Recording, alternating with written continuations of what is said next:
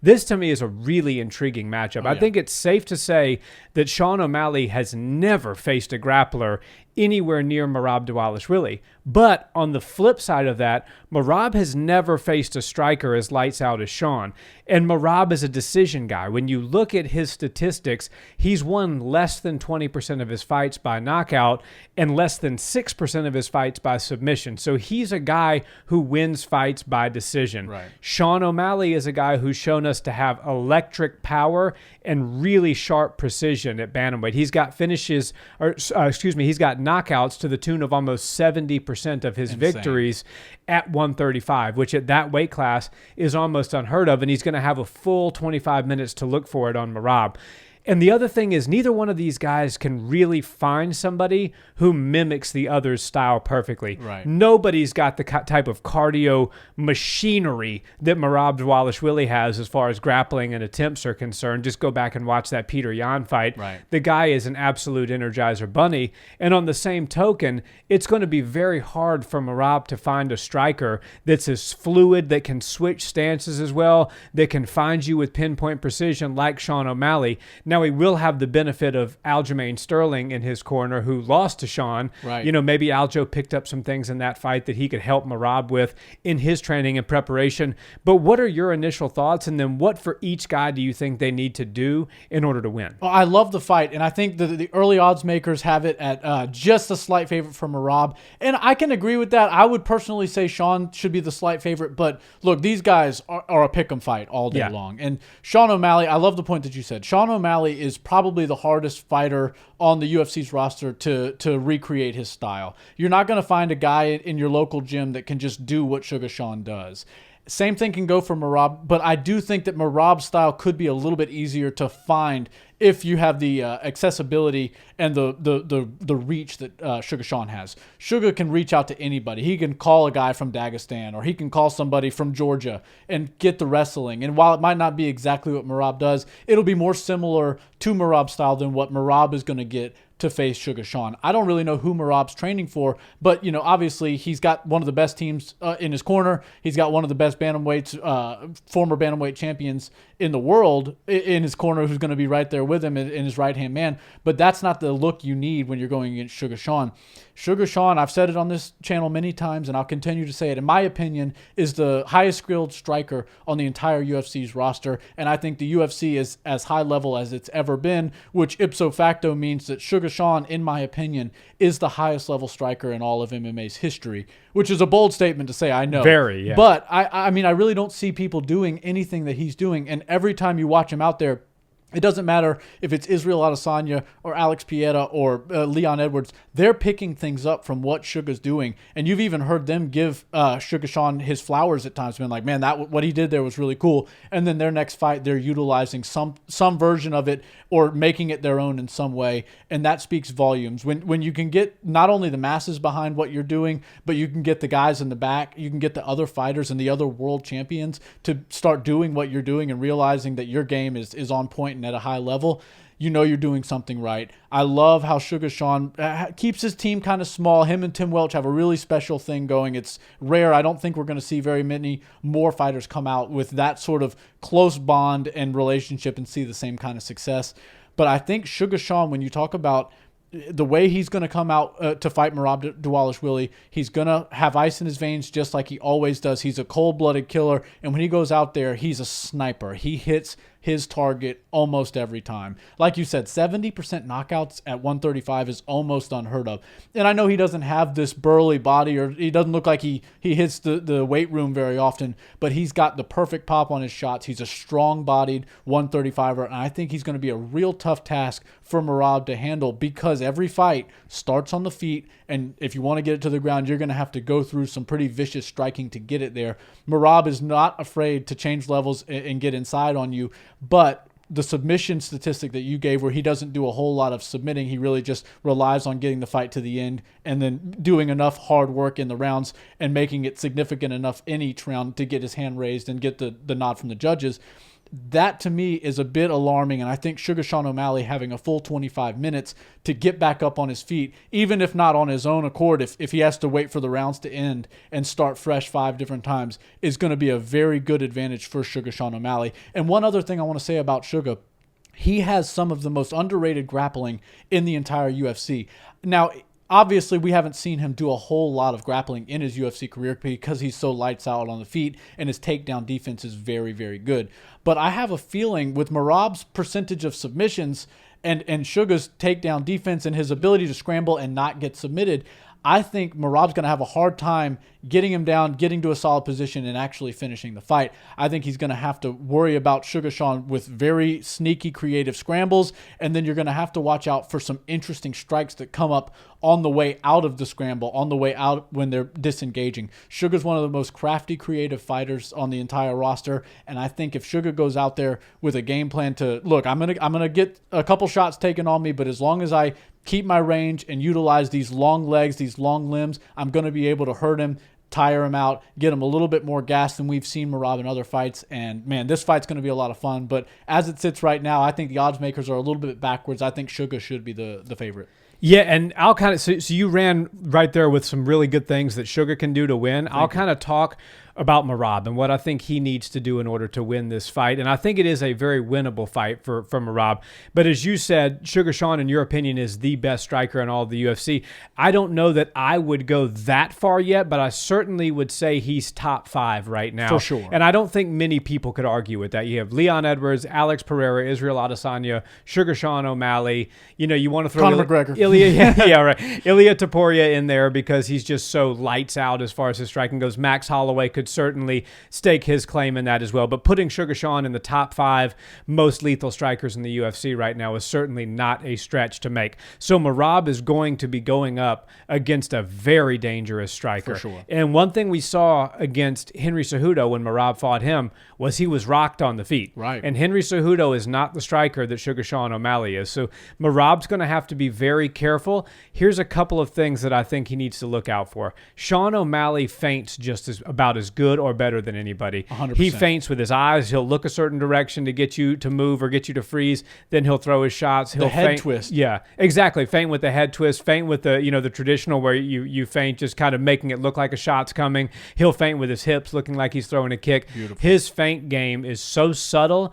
It's so well done, and it absolutely opens his opponents up. It freezes them, and then he's able to just tee off on them with what he wants. Right. Merab's going to have to train with some strikers that are really good at feinting. They don't even have to be MMA guys. Get some really good boxers, get some really good kickboxers that know how to feint and can get Merab used to seeing that kind of stuff and not just biting on everything. Right. Because he's going to have to, Merab does his best work when he's got his hands on you. Right. And in order for him to get his hands on you, he's got to close the distance. Right. Well, you got to close the distance on one of the most precise and longest strikers in the bantamweight division in Sean O'Malley. So you have to be really tactful and careful with how you do that, because if you shoot in like his training partner Aljamain did, you could find yourself waking up on the canvas. Right. Aljamain shot a little bit too eagerly. His chin was a little bit up, looking for that desperation shot to some degree, and Sean put the lights out. So Right. the shots cannot be telegraphed.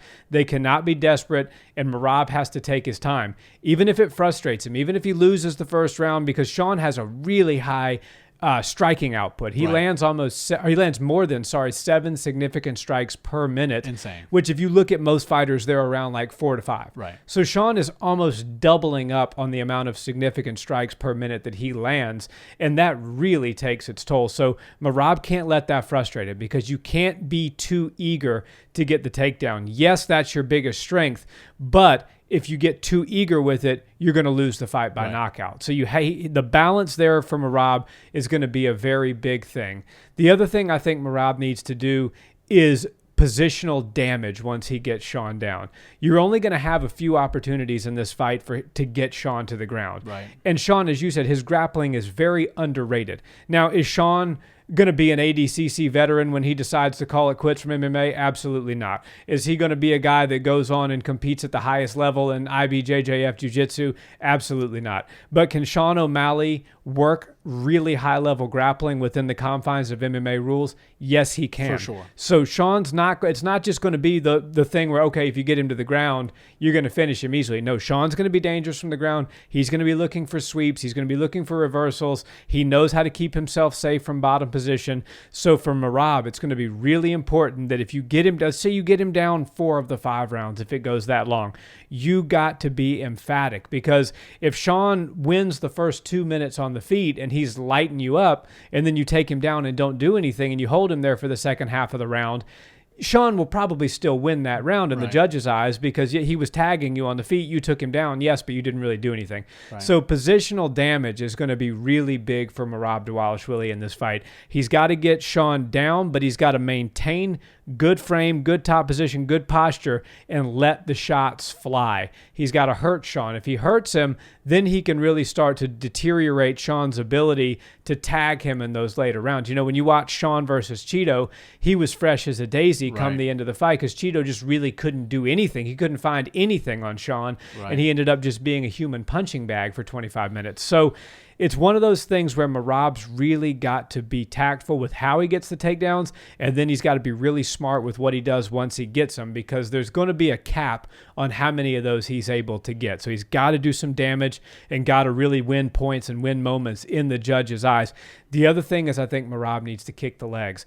Don't be afraid to strike with Sean a little bit. Now, obviously, you're not going to stand in the pocket and trade with Sean O'Malley. That would be a really, really bad choice for Merab Dvalishvili. Right. But from a distance, Merab moves really well. He's got the gas tank to go 10 rounds. Move in and out, chop that leg. You know what I mean? Right. Make sure that Sean's, the wheels underneath him that he needs to get to his positions where he can land that power on you start to get compromised. If you can do that, we saw Sean also have problems with the leg before with Cheeto. That seems to be like an Achilles sort of heel situation for O'Malley. So if Merab could exploit that a little bit, that would be beneficial.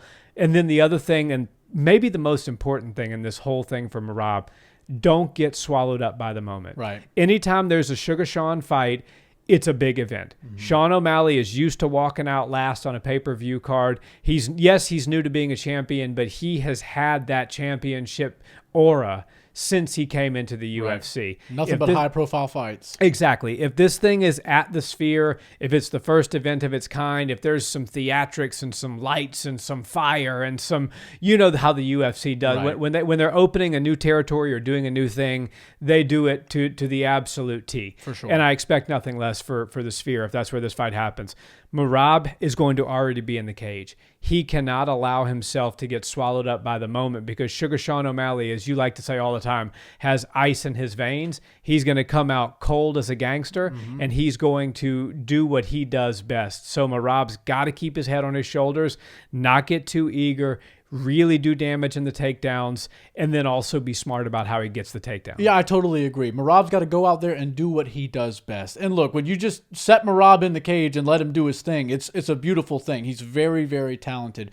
And by no means is this fight a striker versus grappler stereotypical thing, right? Sugar Sean's very good at takedown defense as well as getting himself back up, and he's competent on the ground, to say the absolute least. And Merab has some good striking. Like, you shouldn't go out there and just understand that you have this disadvantage. This is a fight. Anything can happen. Any shot can land. Khabib landed a shot that dropped Conor McGregor. Most people probably didn't assume that would happen, but the threat of the takedown, the mixing of the martial arts, is what led to that. And so Merab's got to go out there willing to engage on the feet and mix up the martial arts. If he can get inside, it'll be because he closed distance with his strikes. And a couple of times we've seen Sean O'Malley pressed up with his back against the cage. He's usually very elusive and hard to pin down, but every now and again we have seen him back to the cage and trying to find his way out, but being precise and calculated with it. And as long as you don't zig when you're supposed to zag, you'll be able to avoid the takedowns. But Merab Dvalishvili has that pressure. He always comes forward. And as long as he doesn't chase Sugar Sean around the cage and he does try to pin him, get his back against the cage, he'll be able to utilize what he does best, which is the takedowns and then the overwhelming grappling with some great striking on top of that.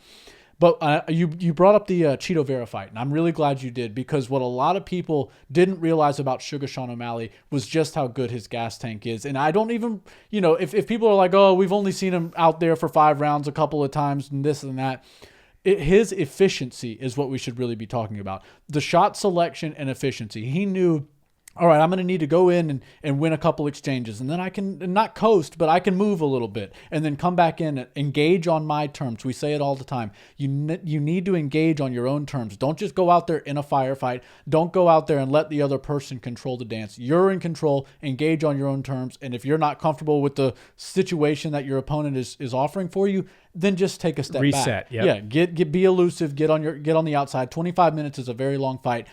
And I think that Chito Vera versus Sugar Sean opened up our eyes to just how efficient and clean Sugar Sean's striking is for the entire duration of the fight. He can go all 25 minutes, and that's scary when you're thinking about Merab's inability to win fights other ways than the decision. I think Merab Dvalishvili, if he gets his hand raised, it's going to be by decision. Yeah. But it's got to be overwhelming. Just rinse and repeat. Take him down. Hold him down. Probably hear some boos from the crowd. But at the end of the day, it's all about getting the belt, and you have to do what works. So he's got to devise a great game plan that's going to make Sugar Sean respect his striking, and then he's also got to utilize what he does best, which is the grappling, because he has no chance at winning this fight if it stays on the feet for the entire 25 minutes. And one other thing I want to say about Sugar Sean, I know I've been more pro Sugar than Merab. I love both guys. I think both guys have a great chance at winning this. But the Chito Vera fight really opened up my eyes to just how good Sugar Sean's shot selection is and his ability to use all sorts of weapons out of his arsenal. We've seen spinning kicks. We've seen the wheel kicks. We've seen really interesting punches, long ones and twos, redirections on his punches that are very, very hard to hit and execute at the highest level of MMA. But one thing that stuck out to me a lot, and he landed it a lot on Chito Vera, who size-wise is a much taller opponent than Merab Dvalishvili, was the vicious knee up the middle, the knee that was heard around the world. Everybody saw that. I don't know how Chito Vera didn't go out from that. Pretty sure it broke his jaw or cheekbone or something. And he's also really nice with that uppercut. And what you know about wrestlers is when they want to take you down, it's usually a double leg, change levels, and shoot in. And Merab Dvalishvili's got to be very careful because his head, quite literally, is closer to Sugar Sean's knees than a lot of Sugar's opponents. And Sugar can get his knee up very easily on guys around the same height as him. So for Merab, he's got to watch out for that. If he doesn't, he's going to wind up getting hit by either some nice uppercuts early on, but I predict that Sugar's going to start showing and feinting that knee up the middle, which will probably stop some of the takedown attempts or at least cause some hesitancy in Merab's ability to take him down. Just like we talk about all the time, the threat of the takedown is just as important as the takedown itself. And if you can make somebody bite on your feints, you can really start to play with their mind and find your shots open. The same thing can be said for the knee up the middle, the uppercut up the middle. If you can start showing people that and they know that you've had success with it in your past, they're going to be a little cautious when they decide to change levels and shoot in.